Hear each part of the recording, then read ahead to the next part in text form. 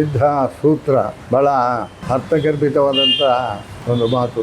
ಅದರಲ್ಲಿ ಸಾಮಾಜಿಕ ನ್ಯಾಯ ಇದೆ, ಸಾಮಾಜಿಕ ನೀತಿ ಇದೆ.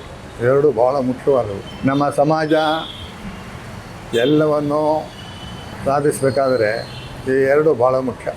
ನಮ್ಮಲ್ಲಿ ಜಾತಿ ವ್ಯವಸ್ಥೆ ಇರೋದರಿಂದ ಅಸಮಾನತೆ ಅಪಾರವಾಗಿದೆ. ಇದು ಹೇಳಲಿಕ್ಕೆ ಸಾಧ್ಯವಿಲ್ಲದ. ಆದ್ದರಿಂದ ನಾವು ಸಾಮಾಜಿಕ ನ್ಯಾಯ ಮತ್ತು ಸಾಮಾಜಿಕ ನೀತಿ ಇವುಗಳನ್ನು ಎಷ್ಟು ಮನಸ್ಸಿಟ್ಟು ಅದನ್ನು ತರಲಿಕ್ಕೆ ಪ್ರಯತ್ನಿಸ್ತೀವೋ ಅಷ್ಟರ ಮಟ್ಟಿಗೆ ನಮ್ಮ ಏಳಿಗೆ, ನಮ್ಮ ಸಮಾಜದ ಅಭಿವೃದ್ಧಿ, ನಮ್ಮ ದೇಶದ ಮುಂದುವರಿಕೆ ಆಗ್ತದೆ ಅಂತ ನಾನು ಈ ಸಂದರ್ಭದಲ್ಲಿ ಹೇಳಲಿಕ್ಕೆ ಇಷ್ಟಪಡ್ತೀನಿ. ಮತ್ತು ಇಂಥ ಒಂದು ಕಾರ್ಯಕ್ರಮವನ್ನು ಏರ್ಪಡಿಸಿರ್ತಕ್ಕಂಥ ನನ್ನ ಪ್ರೀತಿಯ ಮಿತ್ರರಾದ ಡಾಕ್ಟರ್ ವೀರಪ್ಪ ಅವ್ರನ್ನ ನಾನು ಅಭಿನಂದಿಸ್ತೇನೆ.